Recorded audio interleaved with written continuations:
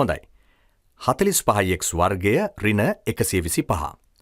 දැන් අපි බලමු වර්ග දෙකක අන්තරයක් සාධකවලට වෙන් කරන ආකාරය. 45x වර්ගය ඍණ 125. මෙහි අපට යම් දෙයක් පෙනෙනවා. අපට පෙනෙනවා මේ පද දෙක අතර අඩු කිරීමේ ලකුණක් නැත්නම් ඍණ ලකුණක් තියෙනවා.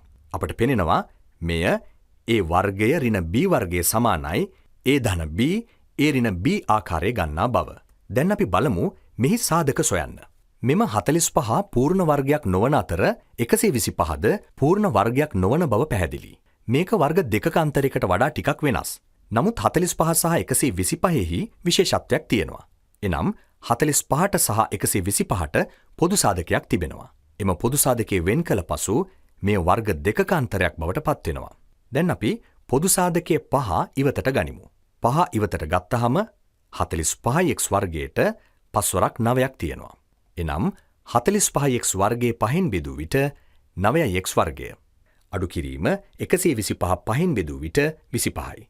දැන් හරි. 9x වර්ගය කියන්නේ පූර්ණ වර්ගයක්. අපට කියන්න පුළුවන් මෙය a වර්ගයේ ලෙස. එවිට a කියන්නේ 3x. එලෙසම 25 ලියන්න පුළුවන් 5 වර්ගයේ ලෙස. එවිට b සමානයි 5යි. දැන් මේ තියෙන්නේ වර්ග දෙකක අන්තරයක්. දැන් අපි මේ සාධකවලට වෙන් කරමු. 5 වාරයක් a එකතු කිරීම b a අඩු කිරීම b. 5 වාරයක් a ධන b a ඍණ b. 5 වාරයක් 3x ධන 5 3x ඍණ 5.